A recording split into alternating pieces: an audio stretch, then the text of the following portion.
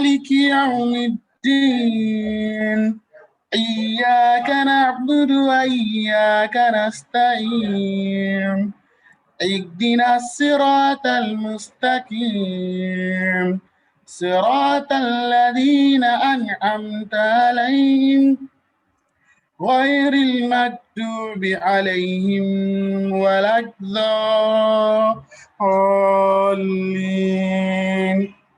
آمين. Thank you. Allah accept it. Assalamu alaikum wa rahmatullahi wa barakatuh, everyone. Welcome to today's Micah Nigeria session. My name is Mariam Otaiku and I will be your host for today. So here at Micah Nigeria, our vision is to see Muslims return to the states of Islamic excellence. Some of the programs we deliver include, but are not limited to, feeding the soul, creating a safe space, economic development, leadership and competency, capacity building, encouraging positive social interaction, and promoting a passion for the deen.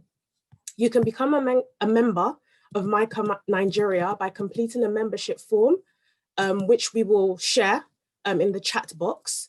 And we also urge you to kindly subscribe to our YouTube channel so you can catch up with any sessions you have missed, which is at Micah Nigeria Lagos.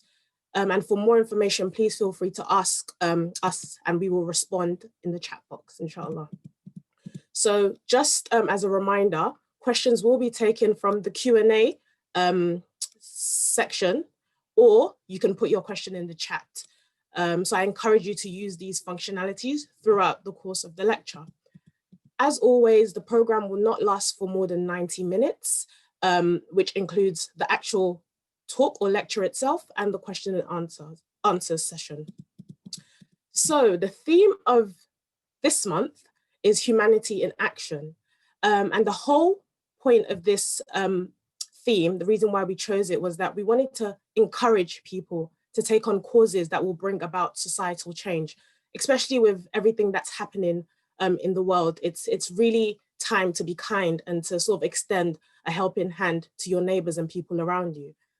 So our topic for today is doing good for the sake of Allah, which will be delivered by our brother, Mr. Jubril Saba. So if you remember, as far back as about a month ago, he delivered the topic, My Career as a Path to Worship. So Mr. Jubril Saba is the HR Director of IHS Towers. He has an executive master's on coaching and consulting for change from INSAHAD.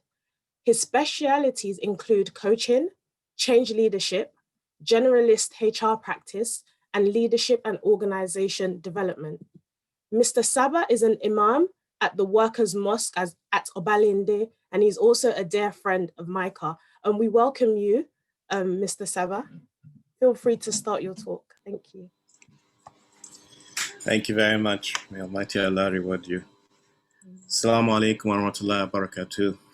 Dear brothers and sisters. A'udhu billahi minash shaitanir rajim. Bismillahir rahmanir rahim. Alhamdulillahi rabbil alameen.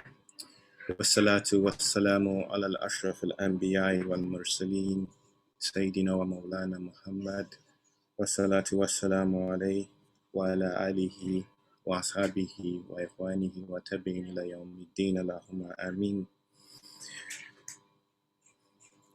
La hawla wa la quwwata illa billah. Subhanaka la ilma lana illa ma 'allamtana innaka antal alim al-hakim. Rabbi shrah li sadri wa yassir li amri wahlul 'uqdatan min lisani yafqahu qawli. Allahumma ameen. Amma ba'd, fa'udhu billahi minash shaitanir rajim. Bismillahir rahmanir rahim. We give all praise and thanks, all adoration to Almighty Allah, who has made this day possible, who has made this event possible. We give him thanks for making us amongst those who follow the path of the noble Prophet Muhammad Sallallahu Alaihi Wasallam.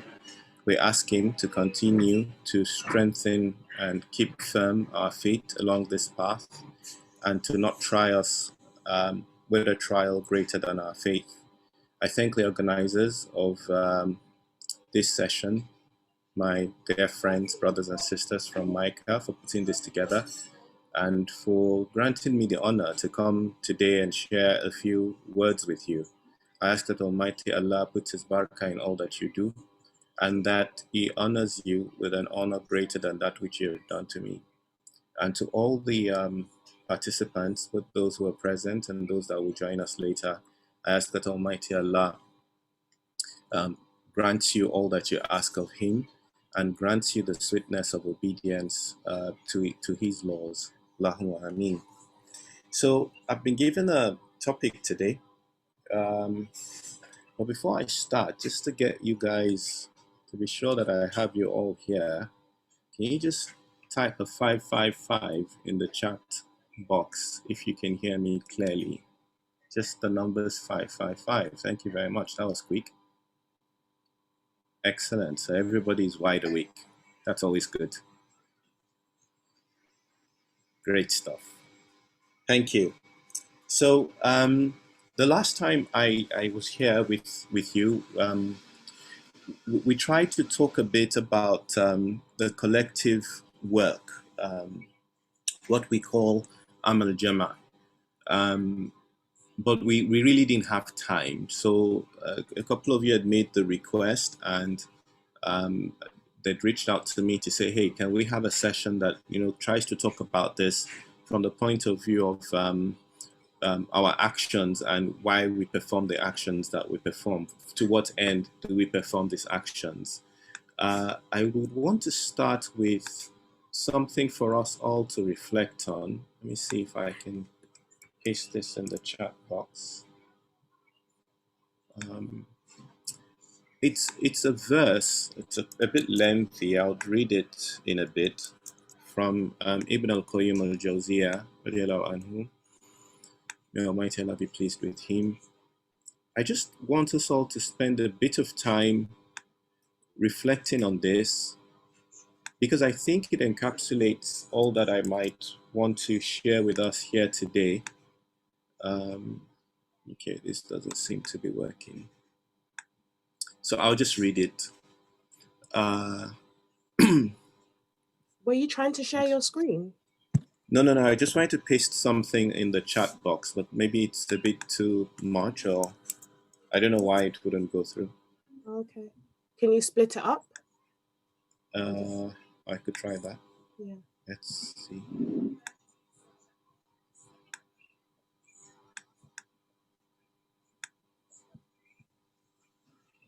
I'll just read it.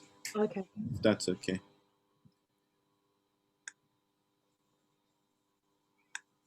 So he says, a friend will not literally share your struggles, and a loved one cannot physically take away your pain. A close one will not stay up the night on your behalf, so look after yourself, protect yourself, and nurture yourself. And don't give life's events more than what they are really worth.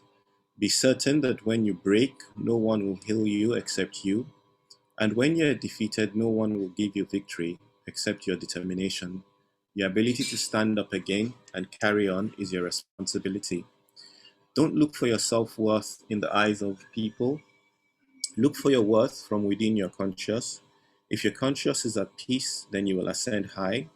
And if you truly know yourself, then what is said about you won't harm you. Don't carry the worries of this life, because this is for Allah.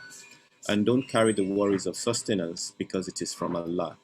And don't carry the anxiety for the future, because it is in the hands of Allah. Carry one thing: how to please Allah. Because if you please Him, He pleases you, fulfills you, and enriches you. Do not weep from a life that made your heart weep. Just say, "O Allah, compensate me with good in this life and the hereafter." Sadness departs with a sajda. Happiness comes with a sincere dua.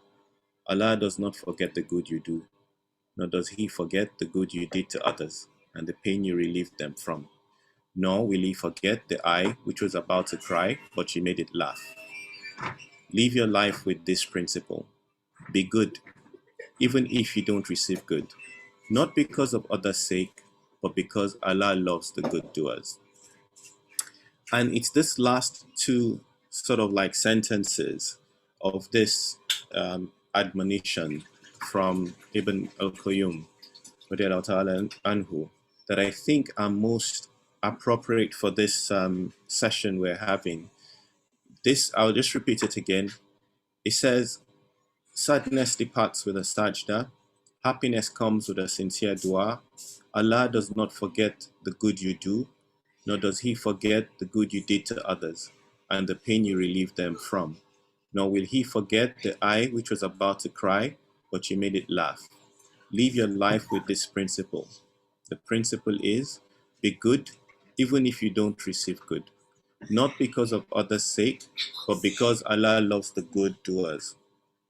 And I think it's a very beautiful passage. It summarizes the essence of what I'll be sharing this afternoon. And the context within which I will be speaking this afternoon is that which is familiar with a number of us. As I was reflecting on this session, I was thinking through the dominant mindset of a lot of us today. And some of the emotions that a lot of us are feeling will be around frustration, confusion, sadness, anger, and exhaustion because of the sheer amount of like injustice, poverty, wrong that we see all around us on every given day.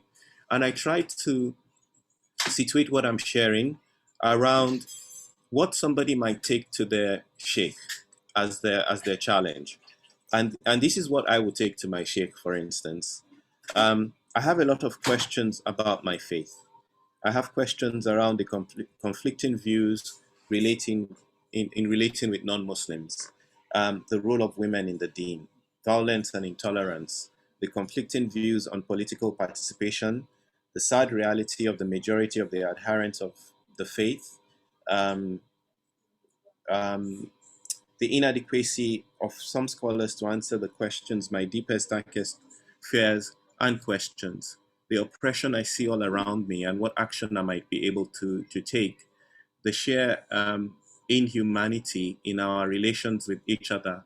And these are the things that maybe like preoccupy my own mind. And in preparing for this session, I thought, why don't I try to do a physician heal thyself type of exercise where I try to look for this responses and share with you what I've found and see if you also find it useful, and then we can have a conversation at the end of it all. Let me know in the chat room if this kind of like works for you, this general context that I've provided. Does that speak to what you might want to hear today, or are there other specific expectations you have? That Just keep sounds, typing them in the chat. Sorry, go on, Mariam. I think that sounds really good. Excellent. And Good. we have a response here. Yep, it works. So Good. Good. The only other flavor I'm going to add to it, inshallah, is for us to also look, when we look at our relations with others, there's the tendency for us to look at the outside world, what's happening out there, and we neglect ourselves. We fail to look at what's happening internally. So the first part of my session with you is really just a soul searching sort of session where I'll be sharing with you some hikam from the aphorisms of Atayla ibn Askandari, as something for us to take away. This hukum, this 5 hukum or hikam, are like a rubric that I'm hoping that I would leave you with, and you can use to judge within yourself each time you're about to take an action. I think if we resolve within ourselves the conflicts we have internally with respect to reciprocity when we act towards others, we will start the journey towards building a better society. The job of building a better society starts with each of us. So in my relations with my spouse, in my relations with my children, in my relation with my parents, in my relation with myself, first and foremost, if I'm able to write that, that's 80% of the job done. Because as you see in the second part, inshallah, of what we'll be sharing, where I try to look at the lives of the Ansar, the helpers of the Deen, when the Prophet ﷺ and those who were with him in Mecca migrated to Medina, you would see that all that they did fi sabilillah was really based on a deep conviction that what they were doing was in service of something greater than even the Prophet ﷺ himself. And that something greater is the message of Allah as brought to us by the Prophet ﷺ. So if maybe we can also adopt that stance, we stand a much better chance of creating the sort of society that was created in Medina that till today we all rave about and we all admire greatly. One thing we must remember about the Medinan society in the time of the Prophet ﷺ is that it was a pluralistic society. It's not the same as what we see today that is predominantly Muslim. So in that era, in that time, we also see a model for how plural society, like the one we live in Nigeria, can be organized such that everybody benefits regardless of their faith or their leanings politically or otherwise. So inshallah, I'll dive right into it. So we spoke about Amal Jama, the collective work that we are all expected to do as human beings. It's a Fard al-Kifaya, and a Fard al-Kifaya is a collective duty, if you like. So Fard al-Kifaya would be things like the funeral prayers, for instance, the redistribution of wealth, the zakat al-mal. And these are things that the community is meant to come together to address. And I think that's the whole essence of this month's, the theme for this month's lectures from Micah. What are those things that we're meant to do to improve the lot of humanity? And these are Fard al-Kifaya. And the thing about Fard al-Kifaya is that so long as some people in society are doing it, it's okay for some of us not to get involved. But then we can't just leave it to some people. I'm hoping that by the end of this session, we would all be inspired in one way or the other to do those things within our immediate society after rectifying ourselves that fall under the category of Fard al-Kifaya. Now, before we start getting ourselves busy with the collective duty, we must uphold the Fard al-Ain. And what are these? These are the individual obligatory acts of every Muslim. The Fard al-Ain is obligatory upon you as a person, as a Muslim, upon everybody. The fact that some people are doing it doesn't excuse everybody else, like the Fard al-Kifaya. So the place to start, like I was sharing a few minutes ago with ourselves, is to perfect these acts that fall under this category. And there are 4 of them that are commonly spoken about. And I must put a caveat here. This is as per Maliki fiqh, which is the fiqh I'm familiar with. I am not a fuqaha, but I study under this path, and I just think it's important I make that distinction before jumping into this. And they at the base level of the Fard al-Ain are 4 things: the acts that have to do with purification, the acts that have to do with salah, the acts that have to do with saum, which is fasting, and then the acts that have to do with zakah, charity. These are obligatory upon each Muslim, and we must all learn the limits of them because there is no excuse for not executing these to the letter. And the very first sort of like hukum that I'll leave you with is from this text, Muqtasar al-Aqdari. I don't know if you can see this clearly. It's the summary on ibadat according to the school of Imam Malik. And this covers 2 areas, purification and prayers. And it's got 144 lines. It's written as a poem. And it just describes all those acts under purification and under prayer. And usually this is memorized in the madrasas, the Maliki madrasas for the kids before they become teenagers, so they become very familiar with this. Another way is if you found an imam or a scholar you could study with, starting with Ibn Asher, which is about 317 lines and covers those 4 areas of purification, salah, prayer, saum, fasting, and charity. And when you get this 4 right, then you've reconciled within yourself. And Allah, as I'll show you in a bit, and then Allah, leads you through the rest of it. So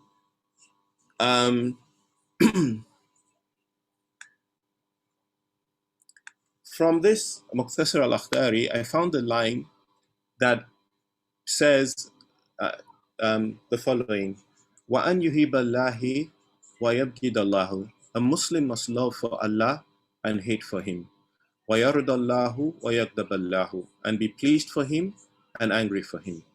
وَيَأْمُرُ بِالْمَعْرُوفِ وَيَنْهَى عَنِ الْمُنْكَرِ. And he must command the right and forbid the wrong. This is the first sort of like pearl that I'll be leaving you with. The rubric I spoke about, this is the first of 6 that I'll be sharing. And it's very straightforward. Everything we do as Muslims must be purely for the sake of Allah. If we must love, we love for His sake. If we must hate, we hate for His sake. If we're pleased with something, we're pleased with it for His sake. If we're angry about something, we're angry about it for His sake. And we must command the right and forbid the wrong. Usually, from our parents, we learn this phrase, La hawla wa la quwwata illa billah. I'm sure a lot of you are familiar with this. It's translated simply as there is no power or strength except through Allah. But that translation falls a bit short of the deeper significance of the phrase. La hawla tahwil, which is like the ability to transform something or to cause something to change.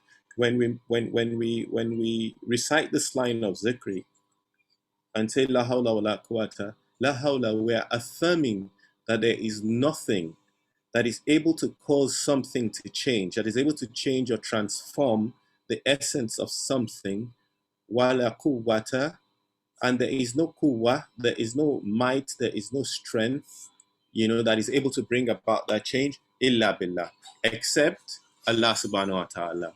Now, if that sits in your heart, then you realize that all the efforts you put into any action is made possible by Allah subhanahu wa ta'ala only.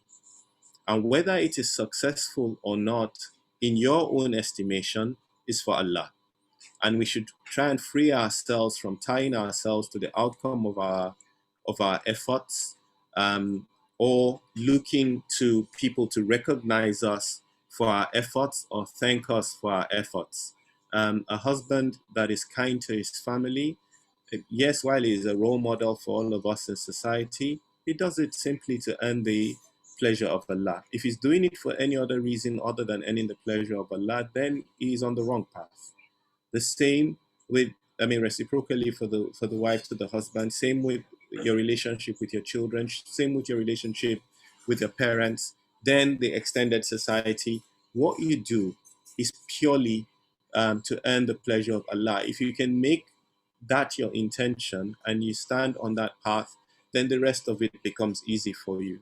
The fatigue that comes with volunteering after a while, for some of us, there's that volunteer fatigue we get, where we start asking ourselves, so all this effort, what has it resulted in? The people are not listening, the people are not changing, the people are not contributing, the people are not turning up on time. I'm not being recognized for the efforts I'm making. After all, this is my time that I'm sparing to do this. I expect some level of recognition. If you truly understand this statement that I've shared with you, then you know that you must now start releasing yourself from this sort of thinking, because everything we do should be purely for the sake of Allah alone. The second one I would like to share with you is from, and the next 5 would actually be from Ibn Ata'illah al-Iskandari and his Hikam. A good place to find this would be the Book of Wisdoms. This is translated by Victor Dana, and the commentary is written by Sheikh Abdullah Gangohi. A lot of scholars do not really like the commentary from this work, not the Hikam, the commentary, because that's written in English, because it's not organized in the order which Ibn Ata'illah radiallahu ta'ala anhu wrote them in, and some of the commentary is also maybe not as intended, but a very good place to start if you're interested. Professor Jasser Auda has a small book, The Journey to God, and it's basically a commentary on the Hikam of Ibn Atayla, and I think there's a PDF version of it available online. It's a worthy companion to have. So the second sort of like element of the rubric would be this statement from Atayla that says, "Min alamati nuju'i fil nihayati ruju'u ila Allahi fil bidayati." Amongst the signs of success at the end is the turning to God in the beginning.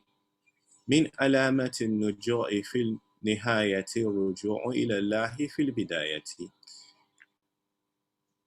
If all he's asking us to do in this with this hukum is before we start anything at all, one of the signs of knowing that this will be successful is that we turn to Allah at the beginning to commit that affair into His hands. So whatever it is that we want to help with, in whichever way it is that we want to contribute to society, we start first with Allah by putting Him first and understanding His hudud, His limits on that particular sort of action, and committing all our action into His hands, and having the intention that we're doing this purely for His sake. Ibn Atayallah says one of the signs of success at the end is the turning to God in the beginning. The third piece that I would like to share with you, again from Ibn Atayallah, he says, "Man tawaqafa mataba anta talibuhu birabbika." No search pursued with the help of your Lord remain standstill. وَلَا تَيْسَرَ مَطْلُوبُ أَنْتَ طَالِبُهُ بِنَفْسِكَ. But any search pursued by yourself will not be fruitful. So again, similar to the first bit, if you're going to do anything at all, if you're going to go after anything at all, you want to address poverty in society, you want to address the lack of good quality health care, you want to help out in the area of education, you want to help with women empowerment, you want to help with access to capital for entrepreneurs, you want to help with entrepreneurial training, you have to start first by seeking the help of Allah subhanahu wa ta'ala, because without His help, all that search for the solution, all the efforts would not materialize in anything. But the things that you put in Allah's hands before you commence, surely those will turn out to be fruitful, inshallah. And number 4, Ibn Atala says on sincerity, Al-amalu suwarun kahimatun wa arwahuha ujudu sihr al-ikhlas fiha. Actions are lifeless forms. Yeah? Al-amalu. Actions, they are lifeless. But the presence of an inner reality of sincerity within them is what endows them with life-giving spirit. So, what am I trying to say here? What are we trying to explain here? Think through your intentions, search your intentions before you start any action, and be sure that sincerely you are doing this purely fi sabilillah, for the sake of Allah, because this is something that will be pleasing to Allah, not necessarily pleasing to society, not necessarily something that you will be celebrated for. That is the secondary gain. Your primary gain should be all about seeking the pleasure of Allah subhanahu wa ta'ala.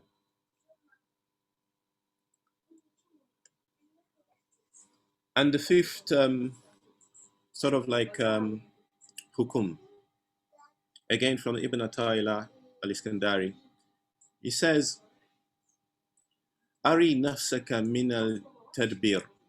Rest yourself from self-direction, tadbir, from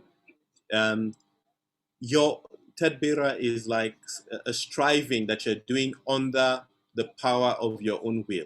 He says, Arhi nafsaka min al-tadbir. Rest yourself from this. فَمَا قَمَّ بِهِ غَيْرُكَ أَنْكَ لَا تَقُمْ بِهِ لِنَفْسَكَ. Rest yourself from this self-direction for what someone else has carried out on your behalf. Do not you yourself undertake to do it. فَمَا قَمَّ بِهِ غَيْرُكَ أَنْكَ. Someone else has already carried it out on your behalf. So if you've put your affairs in Allah's hands, you're doing it purely for His pleasure, sincerely for His pleasure. When you then go out and do the work, when you go out and apply the effort, free yourself.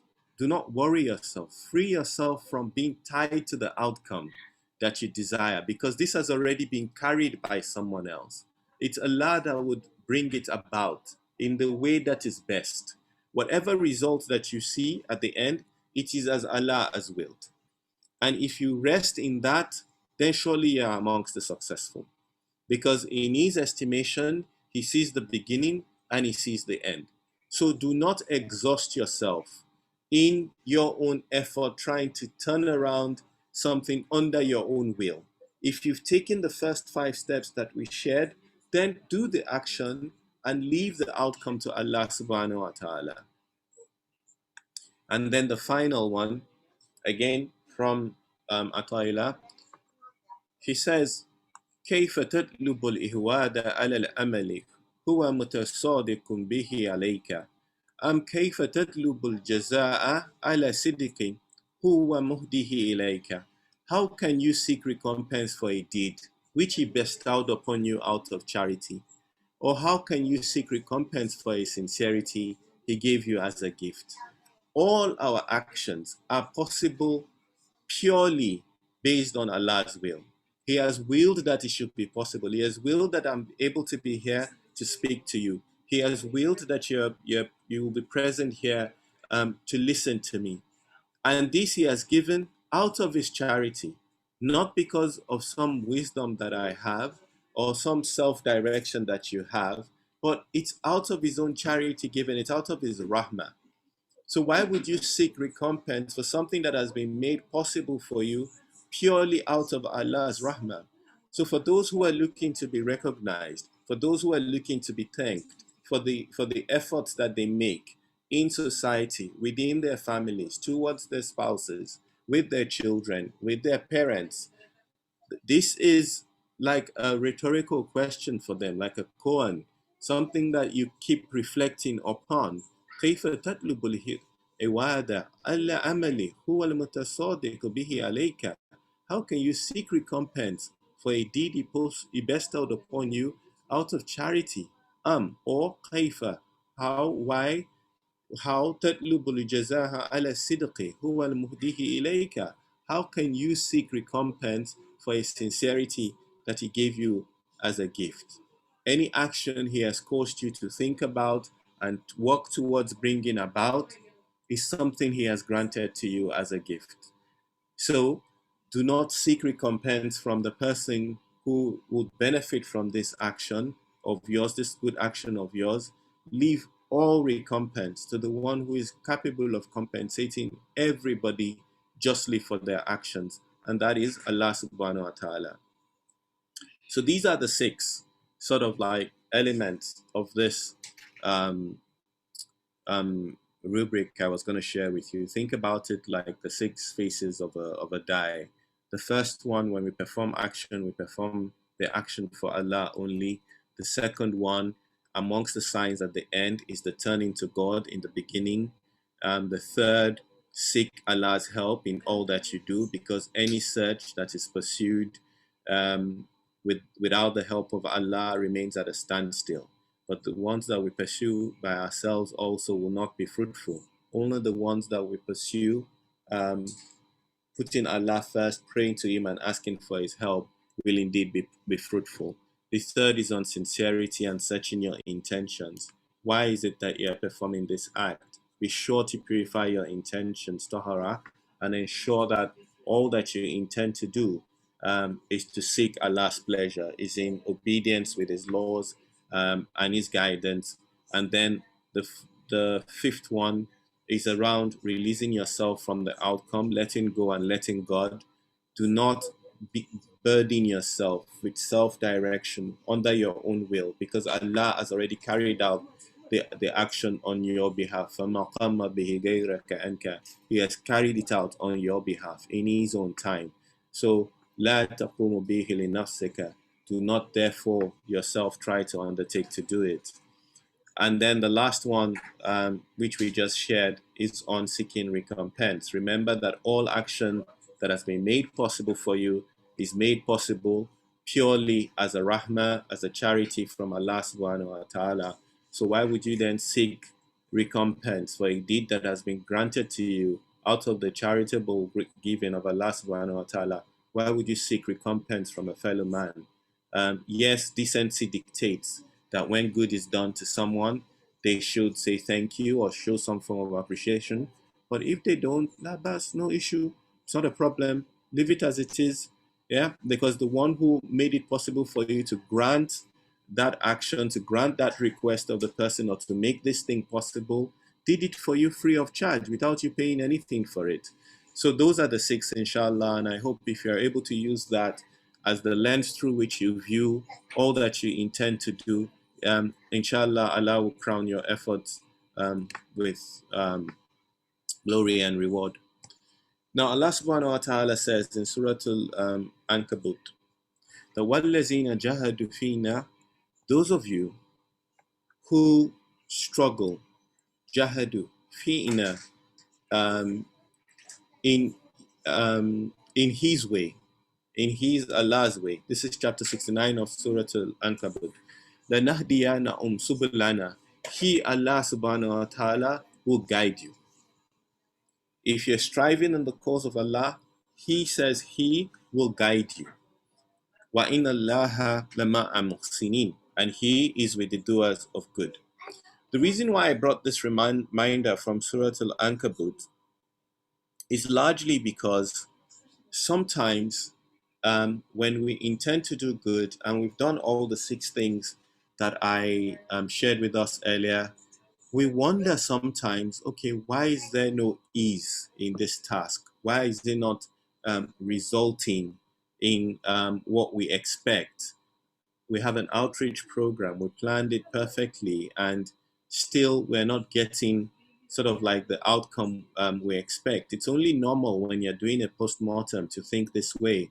But Allah subhanahu wa ta'ala is telling us in Surah Al-Ankabut that you shouldn't worry about that He is the one who would guide you. So long as you're jahadu fihinna, if you're struggling hard in His cause, He would guide you along the way. So don't worry. Part of the struggle along the path is part of the journey. It is a feature. It is not a bug of the journey. If I could use programming terms. Jalaluddin Rumi says, and this is why I said we must start with ourselves. He said, yesterday I was clever, so I wanted to change the world. However, today I am wise, so I am changing myself. So for you who has the intention of going out into the world to change something because you're so unhappy about everything happening around you, this advice is timely. Look within yourself first and change yourself. When you change the way you look at things, what you begin to see changes. So the first task is around reconciling within ourselves the various sort of like conflicts that might exist within us. I follow very closely the work of a fellow called Otto Sharma. He does some work around how to drive social change, and he quoted in one of his books this quote from the late Bill O'Brien, the CEO of Hanover Insurance, that the success of an intervention depends on the interior condition of the intervener.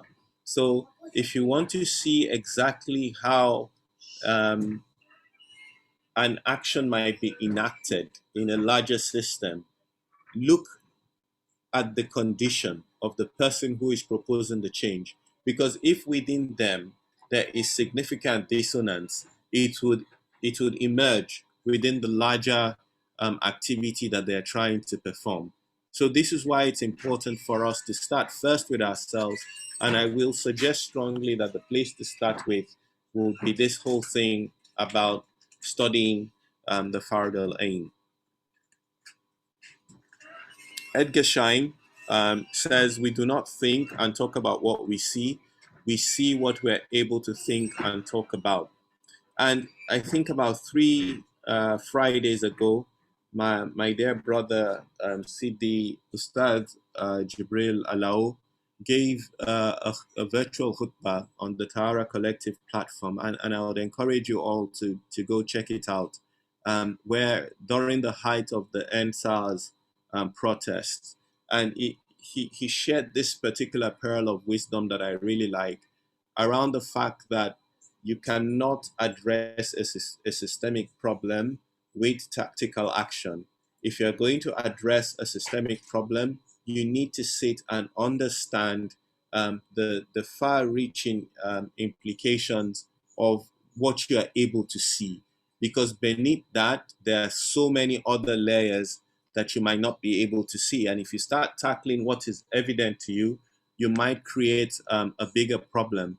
And the whole kernel of his lecture that day was really about this notion of becoming more self-aware within ourselves, fixing ourselves first before we step out to try to address what we see as the ills in society.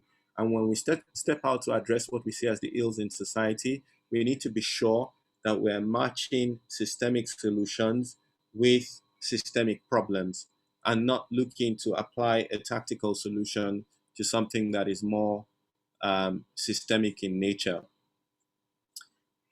And a lot of times, I mean, when you've done the work of really looking inwards within yourself, purifying your own intentions, putting all your affairs in Allah subhanahu wa ta'ala's hands, looking to none other than Him for recompense and recognition, then you free yourself from the tendency to criticize others, because then you come to understand this concept popularized by J.G. Bennett, where he says we tend to see ourselves primarily in the light of our intentions, which are invisible to others, while we see others mainly in the light of their actions, which are visible to us.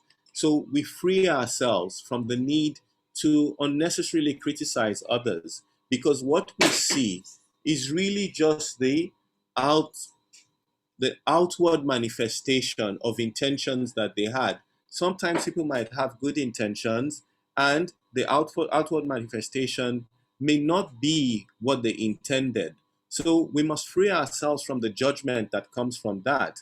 And the wisdom comes when we're able to see that even for ourselves, when we judge ourselves primarily in the light of our intentions, not the impact it has on others. And these intentions are not necessarily visible to others, you know. So once we understand this distinction very clearly, it becomes easier for us to be more forgiving of those who we perceive as having wronged us or not rowing in the same direction with us if we're on the same team. We become a bit kinder to ourselves and to them, and try to understand their motives before we offer any form of advice or correction. One other sort of like advice would be that whenever you feel like criticizing anyone, you must remember that everyone in this world hasn't had the same advantages that you have had. And this is loosely based on a quote from F. Scott Fitzgerald. When you understand this, you are slower to criticizing, to condemning, to analyzing what you know very little about, of what might have caused the situation to occur, or what might somebody have done or not done to create the outcome that we've seen. This middle section of what I put together to share today is really for the phase after we've stepped out of our own self-development. If our self-development has been properly done, then we become a lot more forgiving of other people. We're slow to criticize others. We understand very clearly that we cannot apply tactical solutions to systemic problems. We ensure that within ourselves there is congruence, because without that we're not able to lead any sort of meaningful change. And overall, we're guided by that quote from Rumi: yesterday I was clever, so I wanted to change the world. today I am wise, so I am changing myself. So I know we've come up to 45 minutes now. I thought this was about the time it would take me to complete this. But if I can ask for 15 more minutes, I've got like 2 broad areas I want to talk about. I think the best thing for me to do is to pick one. I would leave the other out, and if we have time at the end, I'll go back to it. Is that okay? Yes, 15 minutes. Okay. Good. So this last bit is the, what you could say, more practical part of what I intend to share with us today. And it is looking at the lives of the Ansar, the helpers of the Deen, and the time of the Prophet Muhammad sallallahu. I think I must have isolated about 9 or 10 of them to talk about their stories, but I would limit it to 2. The beauty of talking about the Ansars is that their sacrifices were immense and their faith stunning. And I don't think I can think of any other volunteer force or an example of how volunteering could change a society than in the works of the Ansar. Because when you hear, if you read the Sirah of the Prophet Muhammad, when you hear of the deeds of the Ansar, it cannot but evoke undertones of sacrifice, submission, and the love of Allah the Most High and His Messenger sallallahu. And you see a distinct pattern in their action, in the sense that everything that they did was fi sabilillah. Every single thing they did was fi sabilillah, in serving the message of Allah, in propagating the message of Allah. They gave of themselves, they gave of their property, they gave of their expertise. And these are the ways in which we can answer the questions around what can I do? What can I do is not necessarily something, what can I do in changing society is what I mean, in helping to bring about the change I desire to see in society. It's not always about money. We will see stories from the Ansar where people gave their time, people gave their wealth. By stepping forward with their nobility, they made it easier for other people to be to become Muslims, by putting their property in service of the Deen. They were able to emancipate so many people from poverty. They were able to create a society that thrives till today as a city that is enlightened. And let me just talk briefly about 2 people. The first one, and I picked this because when I was looking through the list of attendees earlier, I saw that we had a Nusayba amongst us. One of the Ansari women of note was Nusayba bin Kab, a member of the tribe of Banu Najjar, that was living in Medina way before the Prophet ﷺ migrated. She was one of 2 women. I mean, if you've read the Sirah, you would know about the pledge that 72 people from Medina made to the Prophet Muhammad ﷺ in a place called Aqaba. These 72 sought the Prophet ﷺ out after Muhammad ﷺ had sent Musab ibn Umair, one of the early converts to Islam in Mecca, to go to Yathrib, which was what Medina was known as then, to spread the word. So quite a few people converted to Islam on the basis of Musab ibn Umair's radiallahu anhu's efforts. 72 of them went to meet the Prophet ﷺ under the cover protection of the night, and they pledged an allegiance to the Prophet ﷺ. Nusayba bin Kab was one of 2 women amongst the 72, 74. My memory fails me now.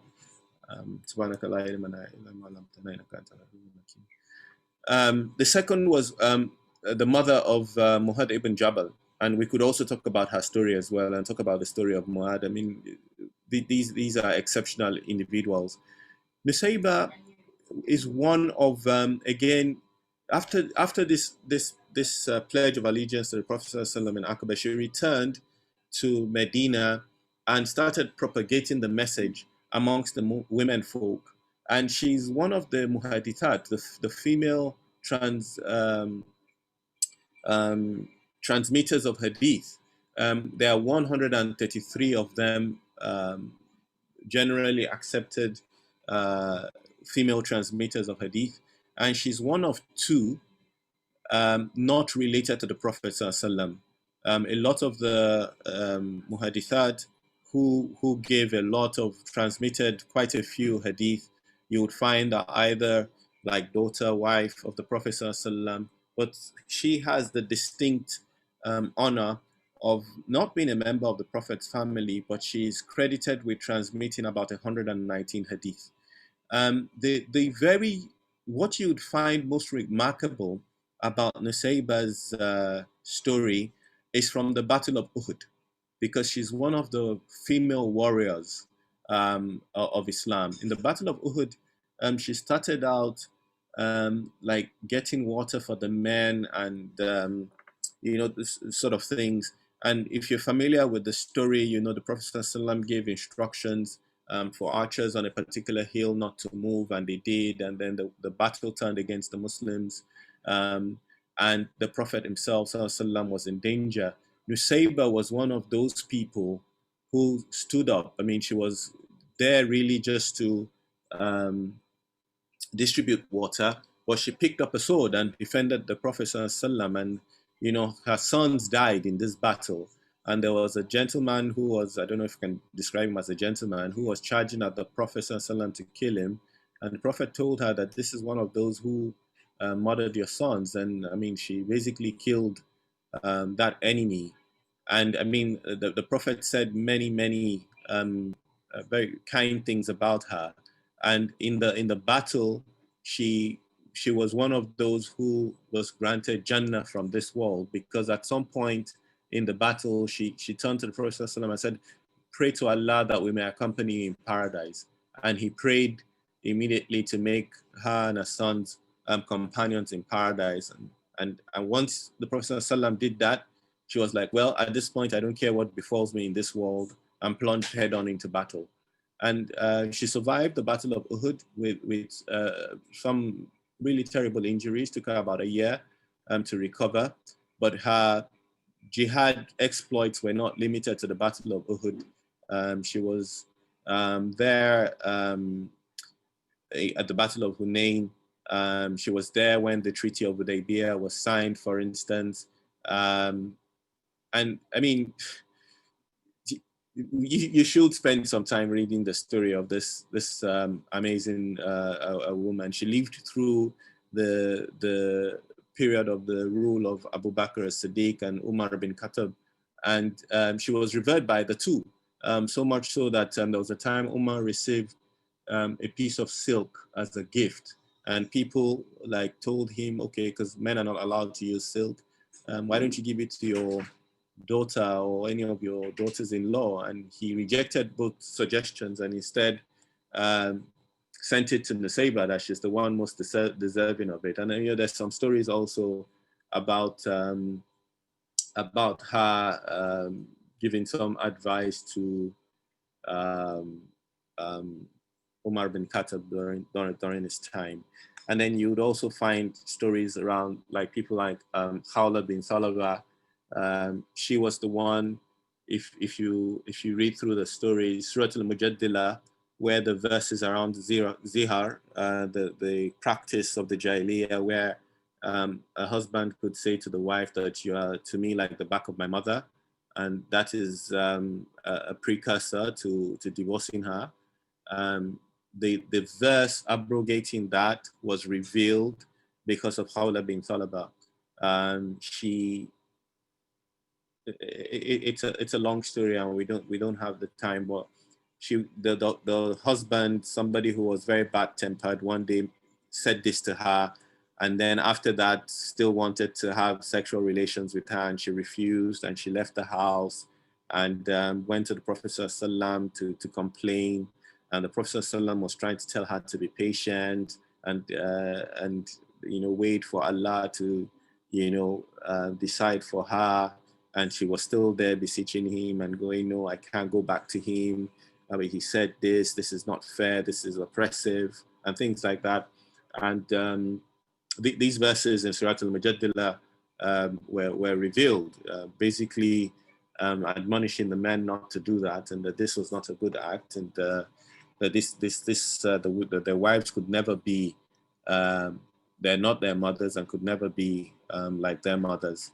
And she also was honored by Umar, because much later during Umar's caliphate, there were a few sort of like incidents where like a Bedouin Arab came, and she was present, and Umar gave her attention, and the Bedouin Arab was like, oh, you give a woman attention over me? And he was like, do you know who this is? This is somebody who a whole section of the Quran was revealed because of something she went to ask the Prophet ﷺ for. And you can read about the sacrifices of people like Abu Ayyub al-Ansari, who the Prophet ﷺ, when he first arrived in Medina, lived in his house. There's a story about how the Prophet's camel chose the location close to his house, and the Prophet stayed with him for about 7 months while his mosque and home was being built. And there's a very funny part of the story where on the first night, the Prophet ﷺ, they cleared, he lived in a 2-story building. They cleared the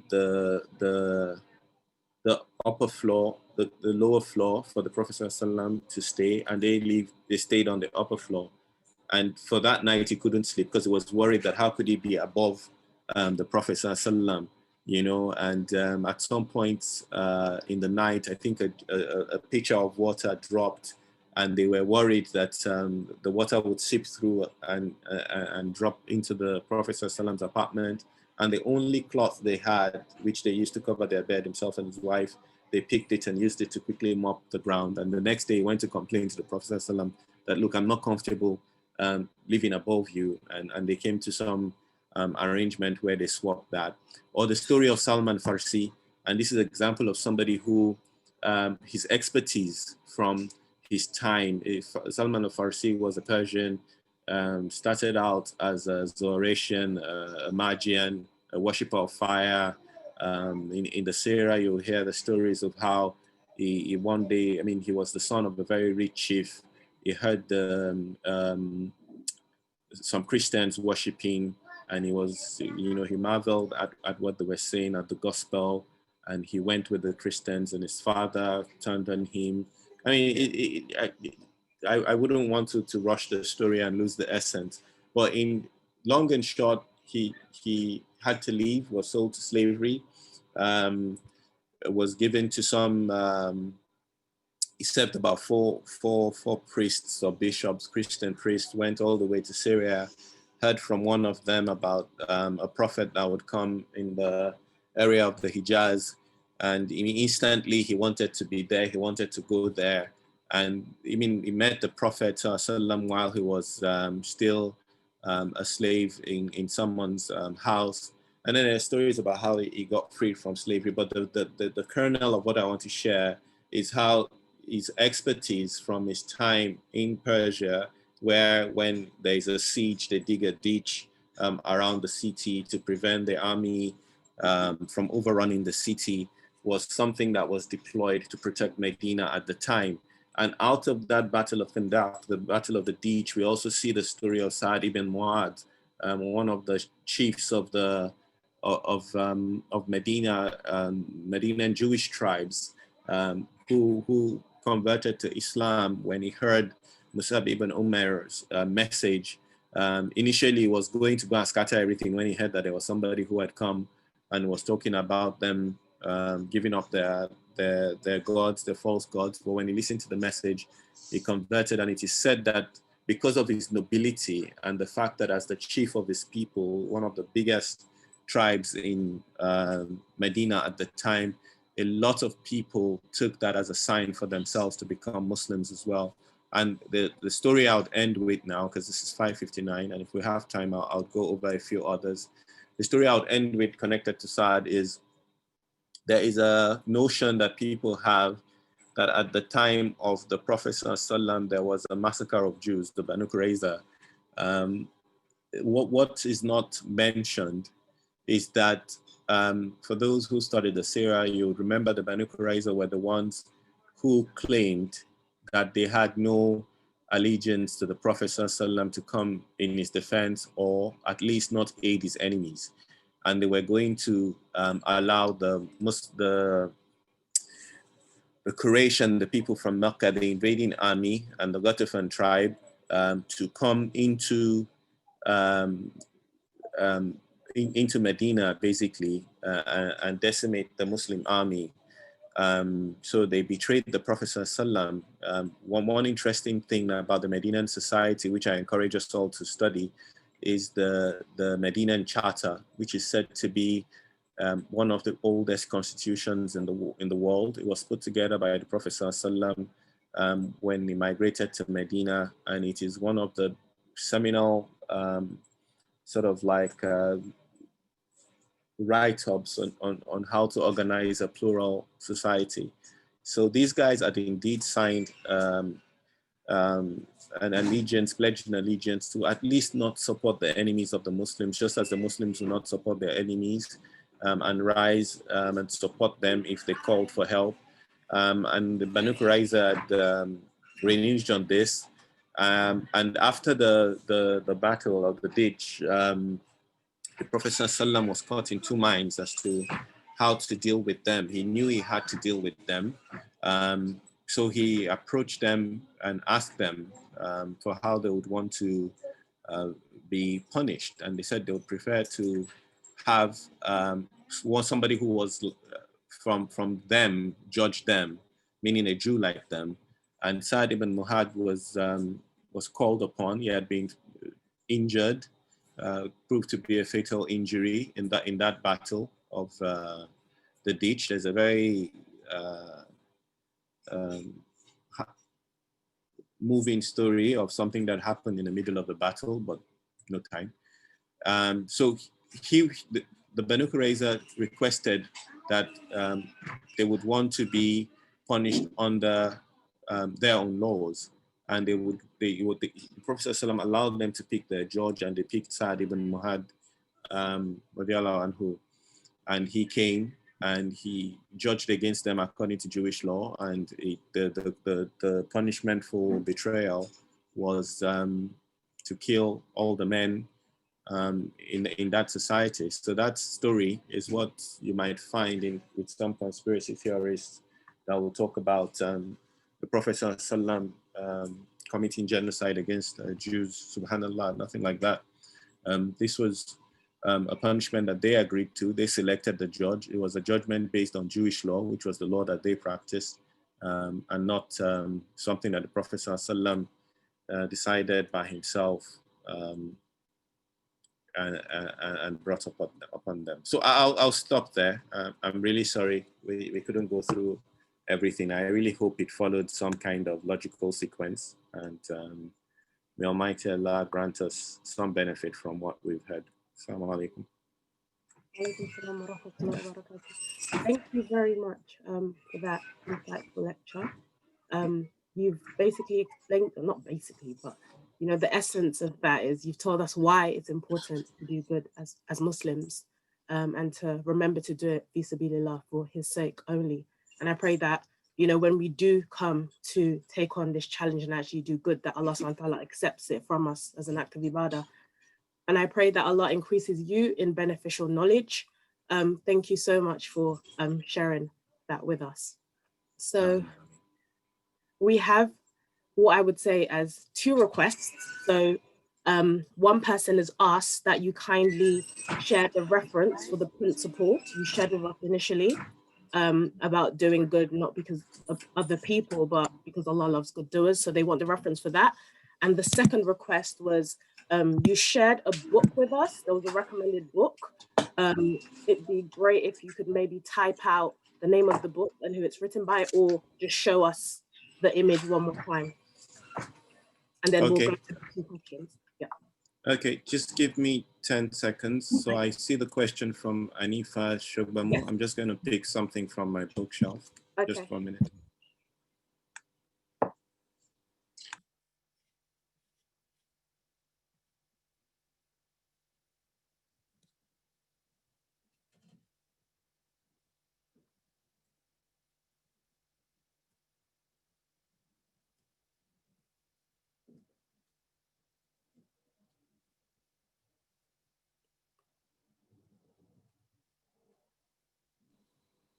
Okay, so thank you very much for the questions. I don't know if you can see this.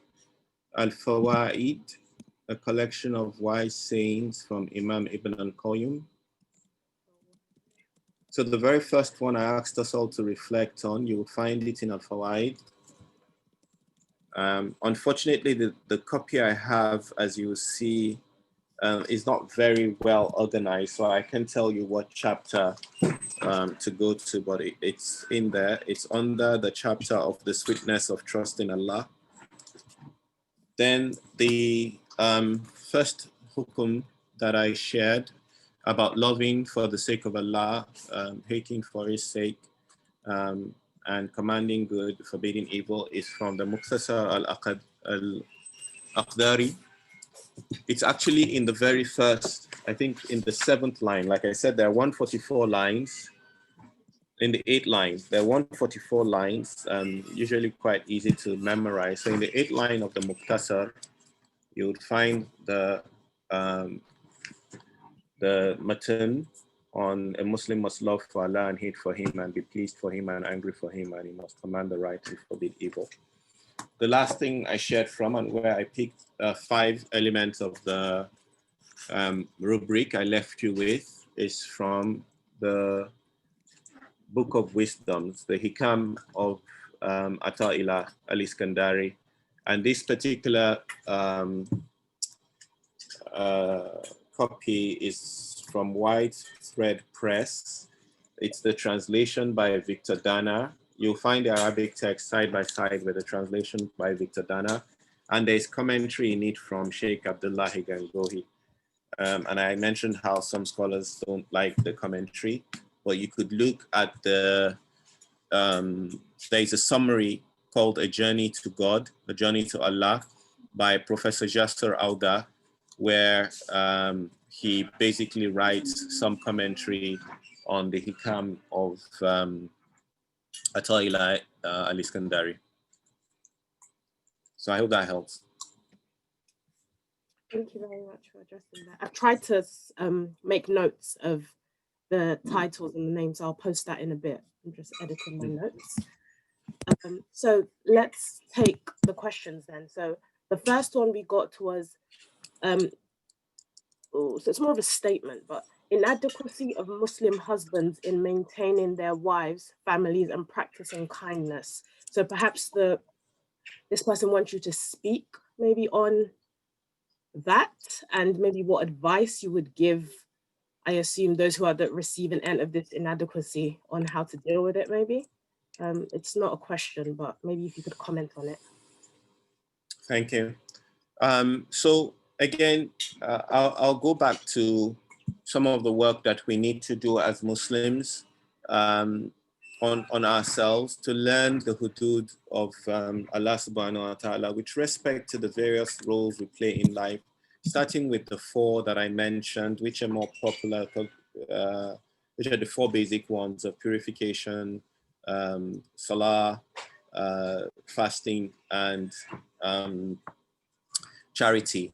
There is also hukum around the relations between husbands and wives and parents and children, which we don't pay attention to, because there is the fiqh of that as well. There are clear responsibilities that men have on their homes, which a lot of us neglect. There are 3 basic principles that must form the foundation of our home. The first is around mutual consultation in all the things that we do. The second is around taraf, which is they trying to like understand, trying to understand each other. The third one escapes me now, but I would remember before we come to an end. And anybody practicing these three, if there is mutual consultation in a home, if there is the mutual understanding, trying to understand each other deeply, because Taraf is not simply about I hear you, you hear me. It's about trying to get to understand, I mean, this person that I'm married to, what makes them happy, what are their motivations, what do they want out of life?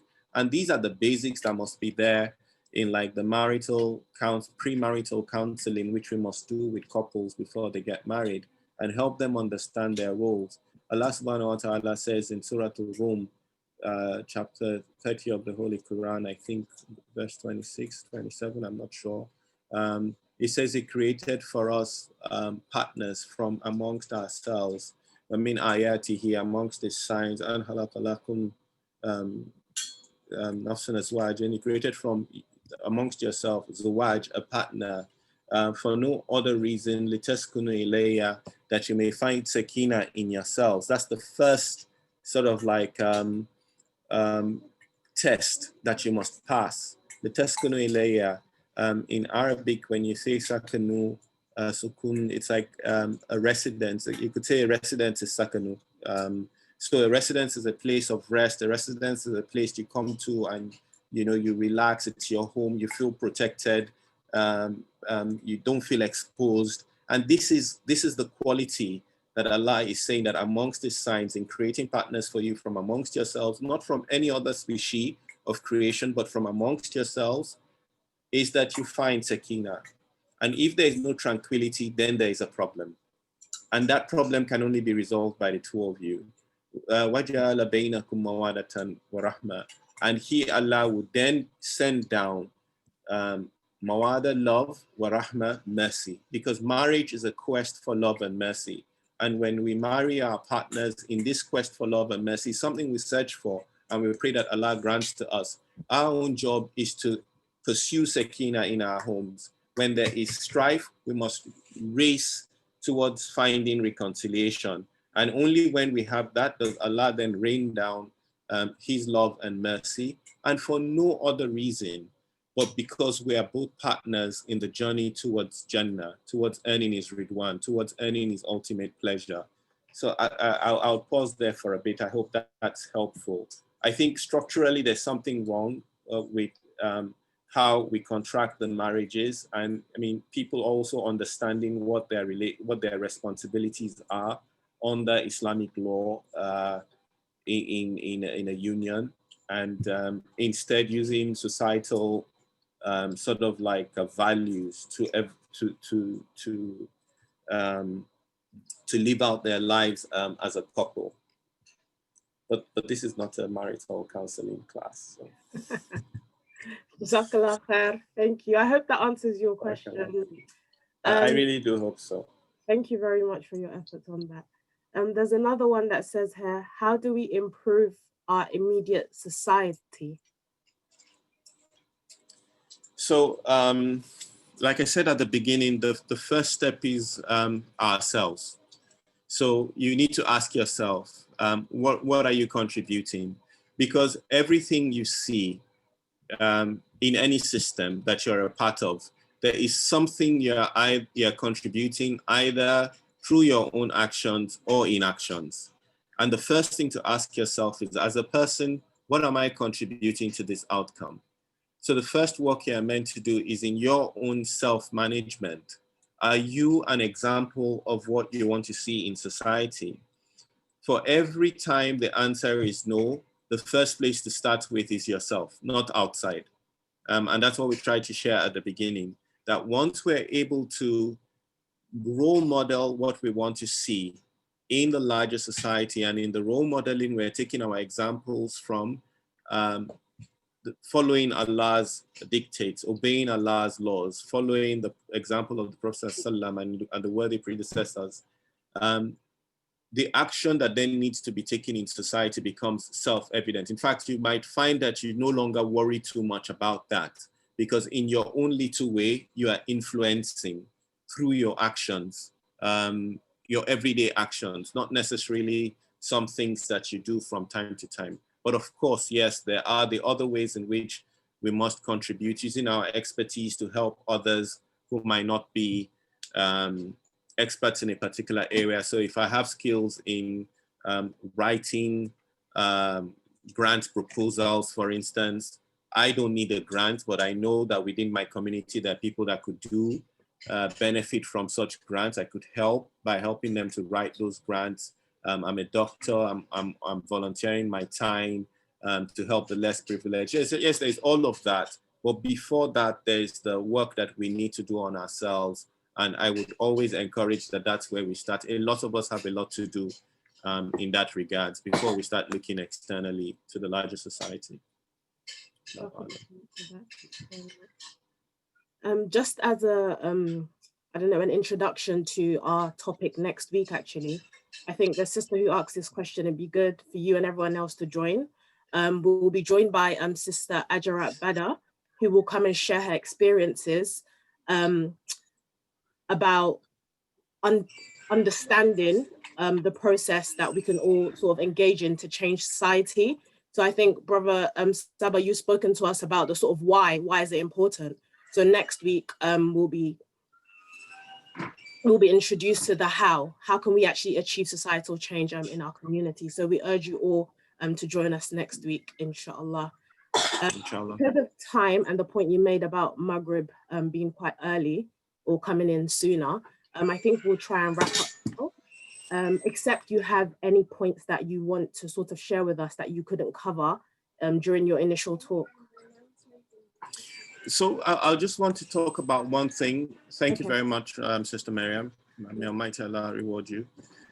There's a hadith credited to Abu Huraira, radiallahu anhu, and I would encourage us all to go and read this. And it's important because it helps us to get the grasp of why it's critical that the sincerity behind our actions and the reason behind our actions should be for none other than to earn Allah's reward. So if you can find a Sahih Muslim, hadith number 1905, is and I'm sure it's in other hadith books as well, but that's the reference that is readily available to me now. And it talks about how on the day of resurrection, the Prophet ﷺ says the first people to be judged on the day of resurrection will be a man who was martyred. He will be brought, the blessings of Allah will be made known, and he will acknowledge them. And Allah would ask him, Fama amilta fiha, what did you do with these things that we gave you of our blessings? And the man will say, I fought in your cause until I was martyred. And Allah would say to him, Kazabta, you lied, you have lied because you fought only so that people will say that you were brave and that it would be said about you that you were this huge, brave fighter and Allah will order that he should be dragged upon his face until he is cast into hellfire. May Almighty Allah spare us such an ending. Then the second person will be somebody who studied religious knowledge and he taught it to others and he recited the Quran. And then when he is brought forward and the blessings of Allah will be made known to him, he will acknowledge them. And again, Allah will ask, Fama amilta fiha, what did you do with these things? And he will say, I learned religious knowledge, I taught others, I recited the Quran for your sake. Allah will say, no, Kazabta, you lie. For you studied only that it should be said that you are a scholar, that you recited the Quran, and only this so that they can say you were this great Qari, this great reciter, you had a beautiful voice, oh mashallah, he's memorized so many verses, the whole Quran is Hafiz. And then Allah would order for him to be dragged upon his face until he's cast into the hellfire. May Almighty Allah spare us such an ugly ending. And then the third one, because Prophet ﷺ said the first three, will be another man who was given an abundance of blessings from Allah, every kind of wealth. Al-amalu kullihi, every kind of wealth. He will be brought and the blessings of Allah will be made known to him and he will acknowledge them and Allah will say, look, what did you do about them? And he will say, I did not have any good cause, beloved to you, Allah, that I did not spend on. I built mosques, I made water available to people, I gave charity, I gave zakah. And Allah will say, look, you have lied, for you spent only that it should be said that you are generous. And thus it was said, and Allah will say, look, drag him upon his face until he is cast into the hellfire. And this is why it's important for us, my brothers and sisters, to purify our intentions, to try as much as possible to ensure that in all that we do purely for Allah's sake. I ask that Allah chooses for us what is pleasing to him. He says in Surah Al-Shura, chapter 42 of the Holy Quran, I think this is verse 13. I might be mistaken. Towards the end, I think it's verse 13. It says, Allahu yajtabi ilayhi man yasha wa yahdi ilayhi man yunib. That he chooses whoever he pleases for himself and guides towards himself those who turn to him. I ask that Allah chooses us amongst the people who he has blessed in this ayah, and that he guides us towards him. The Prophet ﷺ said, Man yuridullahu bi khayran yufaqihu fi dainin. Whomever Allah intends goodness for, he gives him understanding of the religion. I pray that Almighty Allah grants us an understanding of the religion, and that we do not have any regrets of our actions in this world. We should not be amongst those who regret not having done any good that is of worthy of recognition only in the dunya, but that we are honored, inspired, and blessed with doing the good that is recognized in the akhirah. The Prophet ﷺ tells us about a man who was on his deathbed, and he kept fainting and coming back. And each time he would say something like, Laytahu kana kamila, Laytahu kana ba'ida, Laytahu kana jadida. And the children would ask him, when he comes around, what is this thing you're saying? And you say later, kana kamila, I wish it were whole. That he taught over time when, he's now seeing the rewards of the good deeds he did while he was on earth. And he saw the reward of half a loaf of bread that he had, that he gave to somebody. And he said later, kana kamila, that I wish I had given a whole one, because then the reward would have been more. And later, Ukana Ba'ida, I wish it were far, because now he has been shown the reward of all the steps he used to take towards the masjid. But the masjid, in his estimation now, is something that was close to him. And he wishes it was further, because then he would have earned more reward. And later, Ukana Jadida, I wish it were new, because he's been shown the reward of some old clothes he used to have that he gave out in charity. And he's now seeing the reward for this, and he's like, oh, that I wish I had given out some newer ones. May Almighty Allah make obedience easy for us.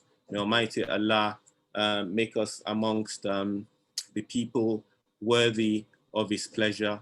May we not be tried or burdened with something greater than our iman can bear. I ask Almighty Allah to bless us all, to increase us in all that is pleasing to him and will be beneficial to us in this world and the hereafter. Subhana rabbika rabbil izzati amma yasifun wa salamun ala mursalin. Alhamdulillahi rabbil alamin. Ameen. Thank you very much for that. Jazakallah khair. There's actually a comment that just came in, or a question. I don't know if you can address it in like 2-3 minutes, but I'll just read it to you anyway. Okay. It's, can words said by the deceased before death be changed by the family? Can words said by the deceased before death? So I believe maybe they're leaving some kind of instruction concerning their affairs. Perhaps, maybe that's all I have from the question. If the questioner is there, can they clarify? Yeah, if you can clarify the question, please. If not, it might be something that we have to deal with. So again, I'm not a jurist. I'm not a faqih. This sounds like a fake question, but I've come across discussions around this in some of my classes with my teacher. And what I know of this with regards to the laws of inheritance is that usually there are things that are checked to be sure that at the time the person was fully sound, in control of all their faculties at the time when this was said. If that is established, then what they've said before their life was taken should be respected.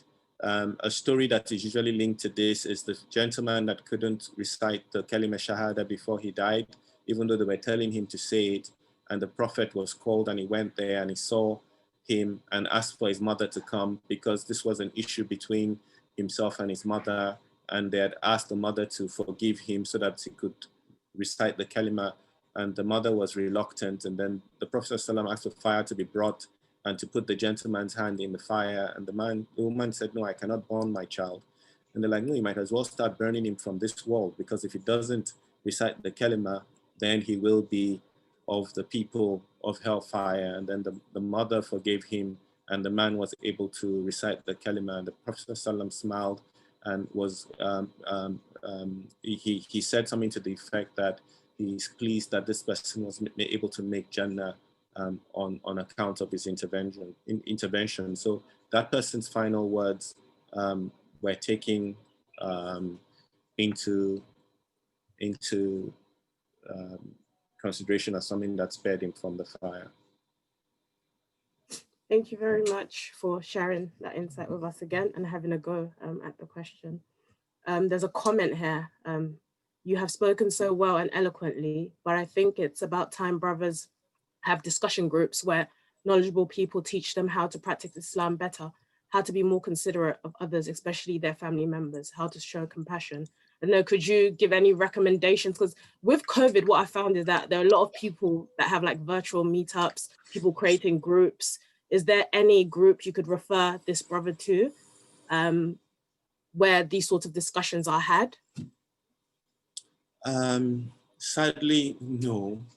I take part in some Malikific circles, and you know, you have to start with the basics, the foundation, which to my own surprise also I found quite a bit of gap in my knowledge on those 4 basic things, and that's why I keep stressing it: purification, ghusl, wudu, salah, fasting, and zakah. That's where we all need to start from. I think once we start rectifying those 4 things, inshallah, I mean, we will be able to deal with some of these other bigger issues. The foundation has to be firm first. But I know there are circles that discuss these things, but unfortunately, I don't believe I have a referral that could help the brother. No problem. Thank you very much, brother Jubril Saba, for honoring the invitation. As always, I think it's a trend actually. Every time you give a talk, someone always asks for a part 2. We literally had a comment. Yeah, I need to do a better job of managing my time. I think no, I'm I the think one that creates that problem. The knowledge that you're sharing with us is taken so well by the audience. So before we close, I know you've made dua already, but could I kindly ask you to make a sort of closing dua for us before we wrap up? أعوذ بالله من الشيطان الرجيم بسم الله الرحمن الرحيم اللهم لك الحمد اللهم لك الحمد أنت ترضى ولك الحمد إذا ما رضيت ولك الحمد بعد رضا ولك الحمد أبدا أبدا أبدا. Almighty Allah, we thank you for the time you've allowed us to spend together. We ask you to increase us all in beneficial knowledge of what we've heard today, what is of benefit to us. Inspire us to be able to put it into action. What will not be of benefit to us, please remove it from our memory. We ask us to guide us to that which is right, to the path that would ease our return to you. We ask you to make us people who would be worthy ambassadors of the deen, and people who will be ansars of the deen, and people who will be of benefit to the larger society. We ask you, Almighty Allah, to return peace to our lands, to inspire our leaders to action that will bring about peace and prosperity for all of us within the country. We ask that you illuminate our homes with your radiance. We ask you to, rain your mercies on us, your barakah on us, and forgive us. We ask you to forgive our dead. We ask you to raise them amongst the company of the righteous on the day of Yawm al-Qiyamah. We ask you to reunite us with them in your Jannah. And we ask you, Almighty Allah, to favor our parents, be they alive or dead, and to make them worthy of Jannah. Subhanallah rabbika rabbil izzati amma yasifun. Wa salamun ala al-mursalin. Alhamdulillahi rabbil alamin. Rabbana atina min ladunka rahmah innaka antal wahhab. Jazakallah khair. Thank you so much. And to our audience, thank you as always for joining us today. And we look forward to having you next week, inshallah, where, as I mentioned, we will be joined by Sister Ajara Bada, who will be talking to us about how we can actually achieve societal change in our communities. Until then, Assalamu alaikum wa rahmatullahi wa barakatuh. Thank you so much, Brother. Assalamu alaikum. Thank you very much for making it easy for me. Alhamdulillah.